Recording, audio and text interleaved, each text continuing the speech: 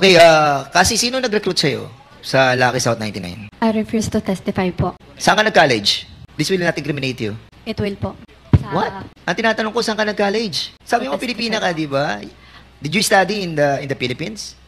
I refuse po to testify po. So you refuse to testify. In other words, hindi ka na sasagot. Opo. So bakit ho ganon yung inyong asta ngayon? Possible po siya magamit against me in the future po. You are cited in contempt and you will be detained as a penalty for violating Section 11 of our rules. Any second? Duly seconded. Any objection?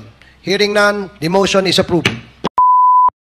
I hope, kasi, you'll be answering all the query of all these members who are here, precisely because you are a Pilipina. Pilipina ka. And I just want you to remind you, I'll show you some pictures, Cassandra.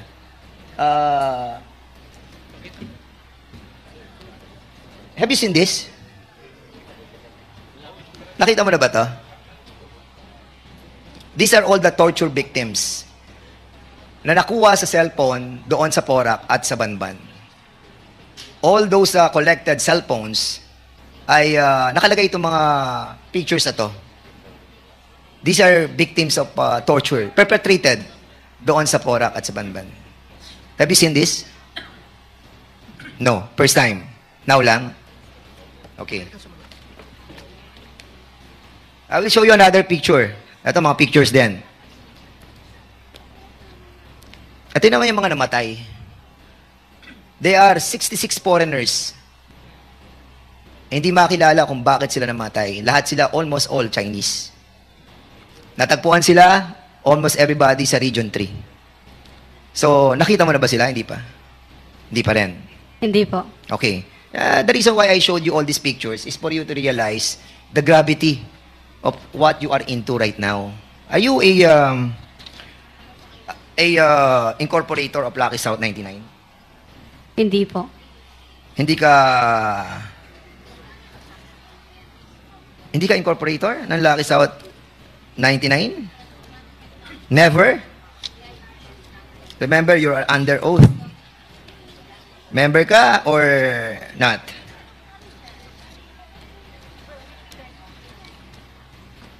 Baka ina-advise mo, attorney, mali. Ha? Starting 2019, she is already an executive assistant of Lucky South 99. Cassandra, are you an incorporator of Lucky South 99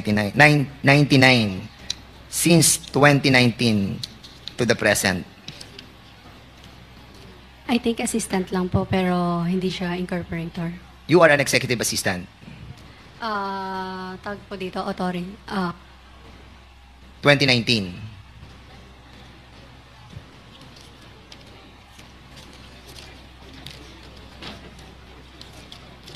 Tama, Cassandra?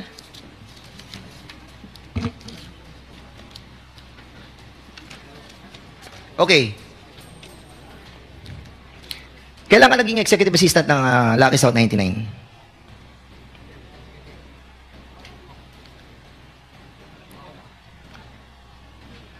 Kung pagbabasehan natin yung mga dokumento, November 2019, incorporated ka na doon. And you were like 19 years old during that time. Am I correct? Correct? Yes po. 19 years old. 19 years old. Paano ka nakapagtrabaho sa Lucky South 99?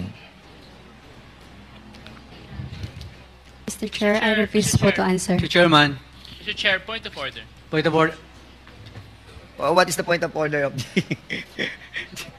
Yeah, Mr. Chair, I'm getting confused. With all due respect to Attorney Topacio, every time Chairman Dan gives a question, it seems that it's Attorney Topacio answering.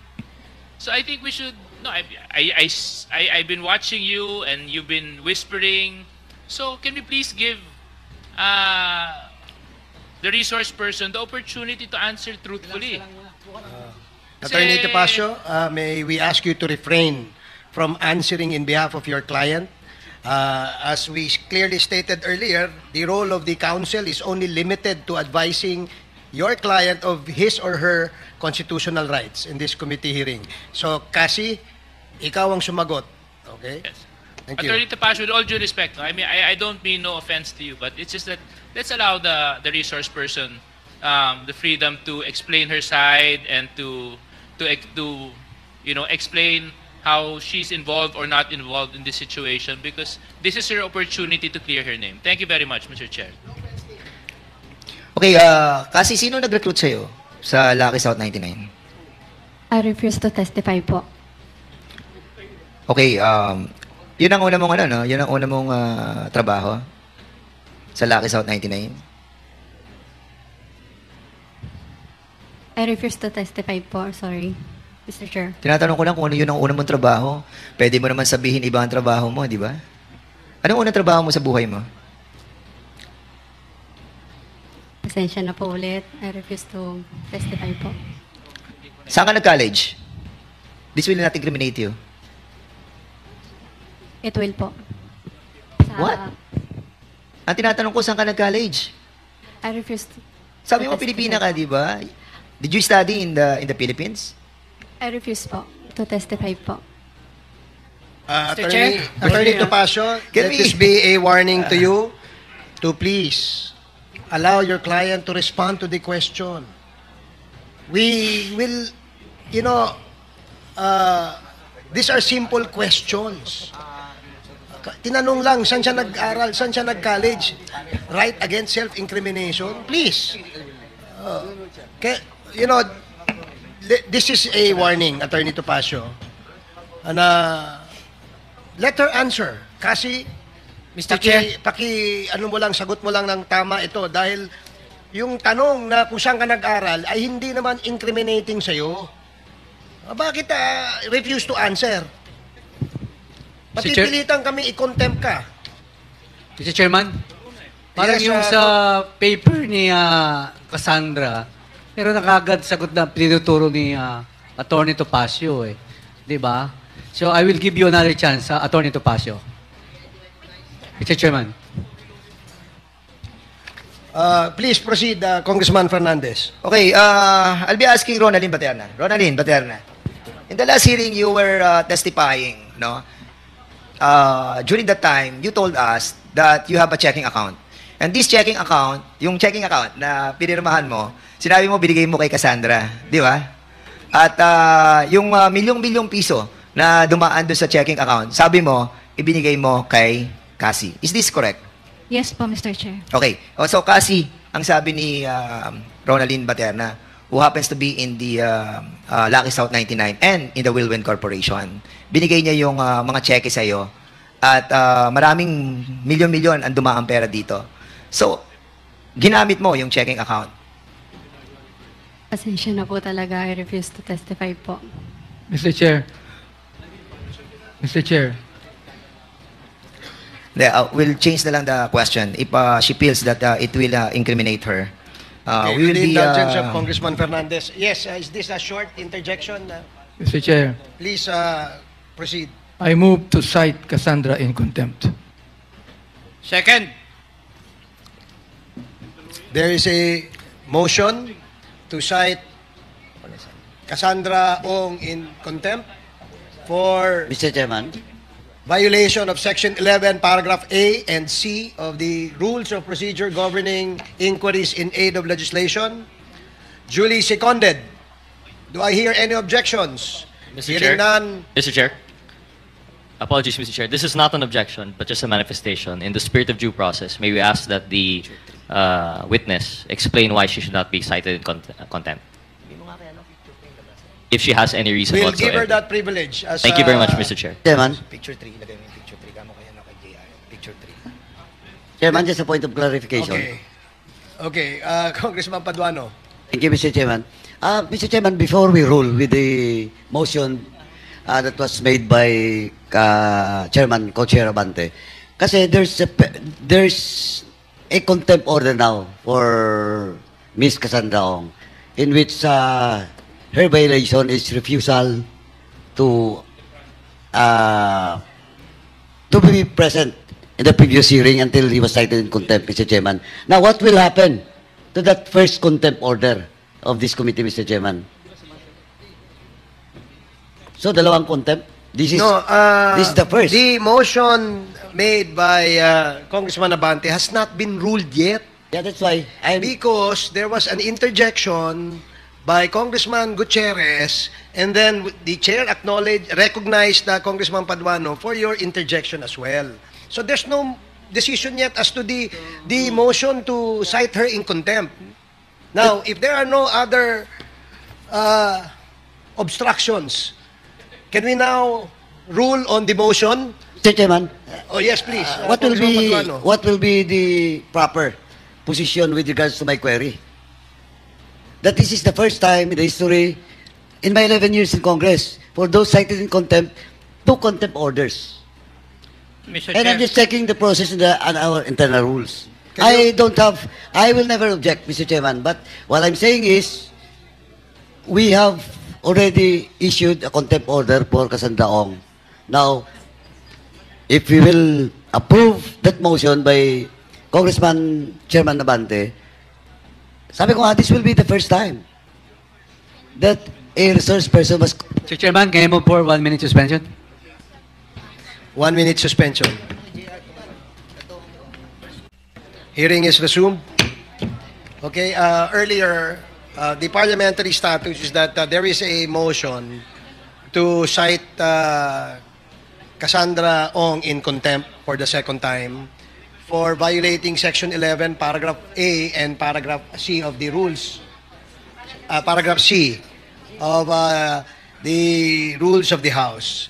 And in the spirit of fairness, we would like to give her the opportunity to answer. As manifested and stated by Congressman Gutierrez. So I will now allow Congressman Gutierrez to direct your questions to Cassandra Leong with a warning to the council that your appearance, again, is only limited to advising the legal rights of your client. And under the same rules of the House, we can also ask you to be cited in contempt and removed from this room if you continue to disobey the warning of the chair. So again, I'd like to ask the counsel, Attorney Topacio, do you understand the ruling of the chair? Yes, Your Honor. I'm only advising her, Your Honor. Make sure that you only advise your client. Otherwise, we will be compelled to remove you out of this room and Yes, Your assign Honor. another lawyer for today's hearing for our witness, Ms. Cassandra Ong. Yes, Your Honor. Thank you. Maraming salamat. Please proceed, Okay. Congressman Rog Gutierrez. Thank you, Mr. Chair. Mr. Chair, I raised that point earlier because precisely I agree with the manifestation of Congresswoman Luistro that regarding the invocation of the right to remain silent or right against self-incrimination is not absolute. Again, this is not a court of justice. However, given that we give deference to this right and we protect it, it must still follow the process, the due process provisions and rights that she may have. Given that, Mr. Chair, just to clarify po, when the right of against self-incrimination is invoked, first, there must be a specific identifiable crime, and second, that the witness is the one who probably committed the crime. To repeat, the question po, saan ka po nag-college? Now, Ms. Ong, through the chair, most respectfully, kindly justify your refusal to answer that question. Again po, Mr. Chair, I refuse to answer po, or to testify po. Then, Mr. Chair, I think the witness has chosen not to defend the question, and I believe the proper thing now is for the chairman to rule on the propriety of the invocation of the right against self-incrimination. And from there, I suppose, we would then vote on the contempt. Thank you very much, Mr. Chair. Thank you, Madam Ong. Thank you, Congressman Gutierrez. Mr. Chair, Yes, Congressman Akop. may I ask the resource person to repeat her answer to the query of the Honorable Gutierrez? I refuse to testify ba? Ang sagot po ninyo? Ha? Testify po. You refuse to testify. Yun po ang kasagutan ninyo doon sa katanungan po ni Honorable Gutierrez.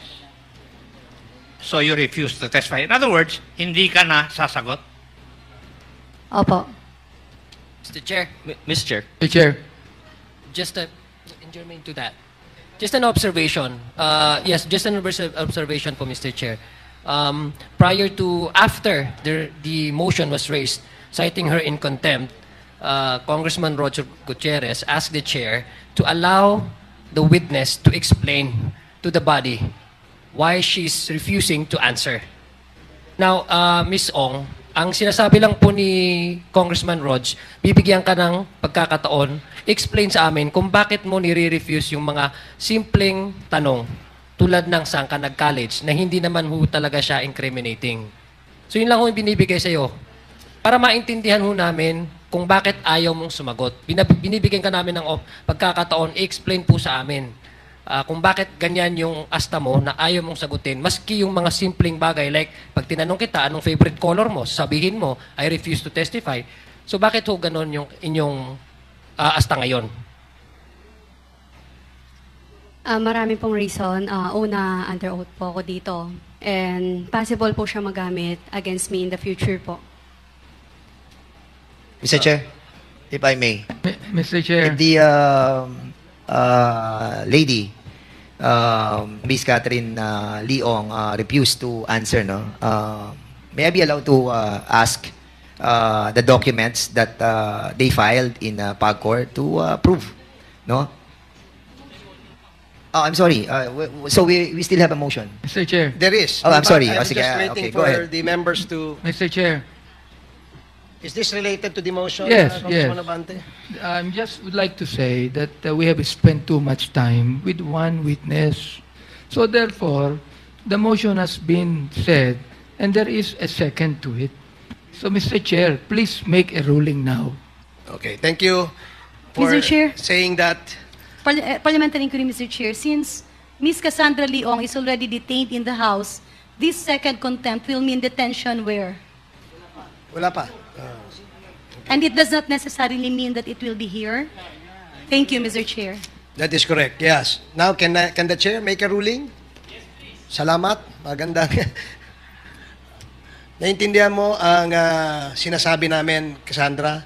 In fact, binigyan ka ng pagkakataon ni Congressman Roger Gutierrez na sagutin yung mga tanong na hindi naman incriminating. I am certain that your counsel has been giving you this advice na sabihin mo yang nakasulat dyan na you refuse to testify. Pero gaya ng binanggit namin kanina na mga jurisprudence ay hindi ka pwedeng magtago dyan sa yung right against self-incrimination mo sa pagdinig na ito dahil pinapayagan ng desisyon ng Korte Suprema na ikaw ay i-compel na sumagot sa mga tanong. Dahil hindi ka nagko-cooperate dito sa pagdinig na ito, there is now a motion upon the motion by Congressman Benny Abante to cite you again for contempt. And hearing no objections from the members of this committee, the chair rules that you are cited in contempt. Any other motion? Mr. Chair. Yes, Congressman Adjo. Mr. Chair, may I respectfully request, Mr. Chair, I know for the several committee hearings that we've conducted, normally, the lawyer sits at the back of the client. May I request, with all due respect to Attorney Topacio, to please sit behind Ms. Cassandra Ong. Okay, Thank Paige, you. can you please provide another chair for the lawyer of Cassandra Ong? Mr. Chair, may I make a manifestation? Congresswoman Luistro. I wish to believe that when an attorney is supposed to advise a client, he's supposed to talk to the client, let us say 5 minutes, 10 minutes, but if he does it in every question which is being propounded to the resource speaker, it seems to be he is supplying already the answer to the resource speaker. A situation which we do not allow here in the inquiry in aid of legislation. And I wish to manifest, Mr. Speaker, that every time a question is propounded to Cassandra Leong, Attorney Topacio whispers to the client. And I have no other reasonable conclusion except he is indeed supplying already the answer, far from advising a client. Thank you, Congresswoman Luistro. Naintindihan mo ang sinabi ni Congresswoman Luistro? Yes po. Okay. So, pwede ka nang sumagot ngayon sa mga tanong sa'yo. Please continue, Congressman Dan Fernandez. Are you ready to answer? Yes. Sila second I'm sorry. motion. Yeah, correct. Okay. Is there any motion? Thank you, Mr. Chairman. For the second motion, Mr. Chairman, I move that Ms. Cassandra Ong will be detained in the duration in which until the committee report will be adopted in the plenary, Mr. Chairman. And it follows that the investigation will be terminated, Mr. Chairman. There is a motion second. to detain her as long as this committee hearing of the Quadcom completes its investigation, which as of this time, as we speak, is still undetermined as to the number of days. So until we terminate, hanggang matapos itong committee hearing na to, you are cited in contempt and you will be detained as a penalty for violating Section 11 of our rules. Any second? Duly seconded. Any objection? Hearing none, the motion is approved. Umani naman ito ng iba't ibang reaksyon mula sa ating mga netizens. Ayon kay Yolinad Cabreres, I feel that this person is not really a Filipino. She can't even answer where school she studied. Pahayag naman ni Precious Merito, she has no intention to clear her name, she is not innocent at all, tumakas na nga, nahuli lang.